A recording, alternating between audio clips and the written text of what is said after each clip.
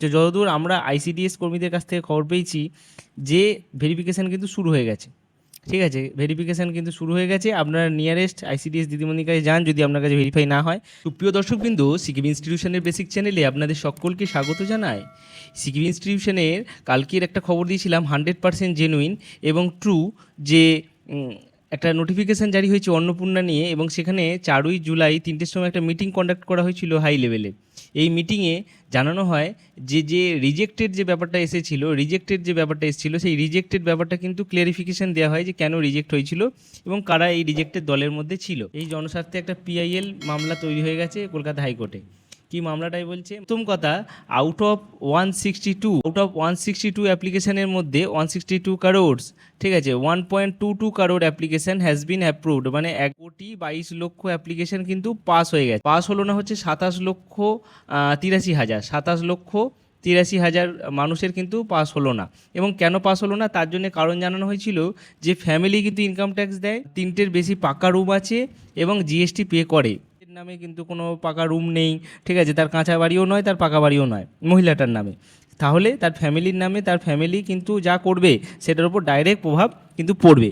এর আগের নোটিফিকেশানে তা কিন্তু বলা ছিল না। যে রিজেক্টেড কম্পালসারি একটা এনকোয়ারি লেভেল হবে কম্পালসারি, মানে প্রত্যেকের অবশ্যই হবে, এবং আপলোড করতে হবে যে কেন রিজেক্ট হলো সেটা কিন্তু পোর্টালে আপলোড হবে এবং আপনিও জানতে পারবেন।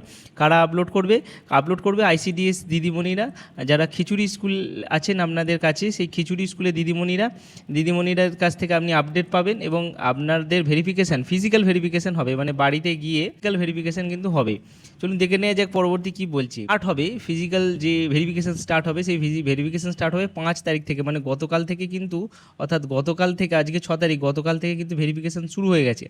7 ডেজ, মানে 7 দিনের মধ্যে, অর্থাৎ 5 তারিখ প্লাস 7 দিন, হ্যাঁ। তো 7 তারিখের মধ্যে সব এলিজিবল ক্যান্ডিডেটদের এবং বাদ দেওয়া হবে, এবং যাদের যা ট্রান্সফার হওয়া তারা কিন্তু আধার লিঙ্ক ব্যাঙ্ক অ্যাকাউন্টের মধ্যে ট্রান্সফার হবে। যাদের ট্রান্সফার হয়নি, এলিজিবল হয়েছে কিন্তু বেনিফিট যে ব্যাঙ্ক ট্রান্সফার তাদের কিন্তু হয়নি, অর্থাৎ দেখা যাচ্ছে যে পেমেন্ট ফেলিওর আসছে। আপনারা কিন্তু এই 12 তারিখের মধ্যে, 12ই জুনের মধ্যে কিন্তু আপনারা জুলাইয়ের মধ্যে, মাফ করবেন, এই জুলাইয়ের মধ্যে কিন্তু আপনারা পেয়ে যাবেন। তারপর কি বলছে, the offline forms receive Jankalyan Shibir earlier need to be digitalized, আগে ডিজিটালাইজড করা হবে, ডিজিটালাইজড অবশ্যই করা হবে। আর যদি অলরেডি ডান হয়ে থাকে তাহলে তো মিটে গেল। আপলোড করা হবে পোর্টালে, এবং তার সমস্ত ইম্পর্টেন্ট যে অফলাইন অ্যাপ্লিকেশানে সেটা কিন্তু 10th জুলাইয়ের মধ্যে পজিটিভলি দেখে নেওয়া হবে। 10th জুলাই কিন্তু এর লাস্ট ডেট। এনওআইসি মানে হচ্ছে ন্যাশনাল ইনফরমেশান সেন্টার, মানে ওয়েবসাইটটা, তারা কিন্তু কি বলছে যে ডেভেলপ একটা সিস্টেম জেনারেট করবে যে যাদের জোর করে বাদ পড়ে গেছে বা আপনার মনে হতে পারে অভিযোগ জানানোর, পন্থা কথা অভিযোগ জানানোর, সেই অভিযোগ জানাবেন কোথায়, একটা পোর্টাল তৈরি হবে, নতুন একটা পোর্টাল তৈরি হবে। সেই পোর্টালে সোশ্যাল সিকিউরিটি সাইট বাদে হয়তো একটা পোর্টাল তৈরি হবে, সেই সাইটে কিন্তু আপনারা অভিযোগ জানাবেন। It was retirement exercise digitalise offline forms enquiry, হ্যাঁ, এবং রিজেক্ট কেসেস আপলোডিং রেকমেন্ডেশন 10/7/2026, মানে 10/7/2026 মধ্যে যা হওয়ার হয়ে যাবে। মানে আপনার যদি রিজেক্ট থাকে তাহলেও আপনি পাস হয়ে যেতে পারে, মানে অ্যাপ্রুভড হয়ে যেতে পারে, অথবা আপনার কিন্তু যদি রিজেক্ট হয় আবার পুনরায় রিজেক্ট হয়ে যেতে পারে। এবং এই রিজেক্ট যে হবে, এই রিজেক্টের কারণ কিন্তু আপনাকে দেখানো হবে পোর্টালি। এই কারণকে আপলোড করবে আইসিডিএস দিদিমণিরা, যে আপনার পাকা বাড়ি আছে বা আপনার বাড়িতে 3জন সরকারি কর্মচারী আছে, ঠিক আছে, যাই হোক কারণ হতে পারে।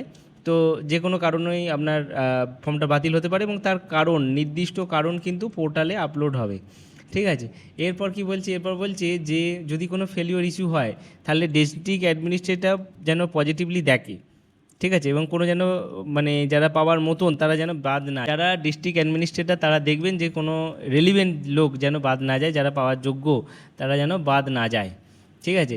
এরপর কি বলছে, তারপরের ফর্মে বলছে যে এই সমস্ত ডিপার্টমেন্টকে নোটিশ দেওয়া হচ্ছে। কোন ডিপার্টমেন্টকে নোটিশ দেওয়া হচ্ছে? Additional chief secretary of women and child welfare department, district magistrate, OSD, ERO এইসব, এবং গার্ড ফাইল কে দিচ্ছেন? চিফ সেক্রেটারি কিন্তু দিচ্ছেন, এবং এই নির্দেশাবলী as soon as possible pass হয়েছে। তো যতদূর আমরা আইসিডিএস কর্মীদের কাছ থেকে খবর পেয়েছি যে ভেরিফিকেশান কিন্তু শুরু হয়ে গেছে, ঠিক আছে, ভেরিফিকেশান কিন্তু শুরু হয়ে গেছে। আপনারা নিয়ারেস্ট আইসিডিএস দিদিমণির কাছে যান যদি আপনার কাছে ভেরিফাই না হয়। তাদেরকে জানিয়ে রাখুন যে আপনার ফর্মটা কিন্তু পেন্ডিং রয়েছে, ঠিক আছে, বা অ্যাপ্রুভাল ওয়েটিং রয়েছে, এই পেন্ডিং থাকা অবস্থায় আপনারা কিন্তু যান এবং ডকুমেন্টসটা দেখিয়ে আসুন। তারা রেসপন্সিবিলিটি নিতে পারবেন যে কে এই ফর্মটার এখন রেসপন্সিবিলিটি দিতে পারবেন। এবং রিজেক্ট হওয়ার আগে আপনি যা করার করে নেন। এই রিজেক্ট যদি হয়ে যায়, রিজেক্টেড যদি হয়ে যায়, আপনাকে কিন্তু পুনরায় ফর্ম ফিল আপ করতে দেবে না, পুনরায় ফিল আপ করতে দেবে না, ঠিক আছে। এটা হচ্ছে পরিষ্কার ব্যাপার। তাহলে কি কেস হবে, তখন একটা জড়খেটুলি কেস হয়ে যাবে। তার থেকে রিজেক্ট হওয়ার আগে আপনারা যান এবং অন্নপূর্ণা ভাণ্ডার ফিল আপ করেছেন যেটা, সেই স্লিপটা নিয়ে যান এবং অরিজিনালগুলো নিয়ে যান, নিয়ে গিয়ে আপনারা দেখিয়ে আসুন, ঠিক আছে। এটাই হচ্ছে মদ্দা ফান্ডা। এর মাঝখানে একটা পিআইএল দাখিল হয়েছে, যে পিআইএলটা হচ্ছে যে কেস হয়ে গেছে। সেই কেসটা কি হচ্ছে যে বলছে যে মিলছে না রেশন এবং অন্নপূর্ণা ভাণ্ডারের সুবিধা। এই জনস্বার্থে একটা পিআইএল মামলা তৈরি হয়ে গেছে কলকাতা হাইকোর্টে। কি মামলাটাই বলছে যে এসআইআরে যারা বাদ গেছেন, এসআইআর মানে হচ্ছে ওই ভোটার লিস্ট সংশোধনে যে বাদ গেছেন, তারা যেন মানে যাদের নাম উঠে যাচ্ছে বা অনেকের নাম উঠছে না, ট্রাইব্যুনালে কেস চলছে, তাদের কি হবে, তাদের যেন অন্তত রেশন এবং অন্নপূর্ণা ভাণ্ডার পায়, তার যেন ব্যবস্থা করা হয়।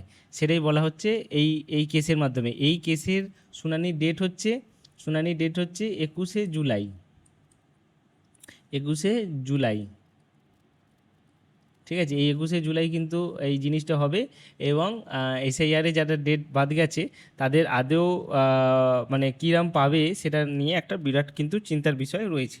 দেখা যাক 21 তারিখ কী ঘটনা ঘটে। তবে 21 তারিখের সঙ্গে এর কোনো সম্পর্ক নেই। আইসিডিএস কর্মীর কাছে যান এবং গিয়ে ভেরিফিকেশান করে আসুন। সুন্দর থাকুন, সুস্থ থাকুন, সিকিবি ইনস্টিটিউশনের পাশে থাকুন। সিকিবি ইনস্টিটিউশনের ভিডিও দেখার জন্যে সাবস্ক্রাইব বাটনটি প্রেস করতে ভুলবেন না।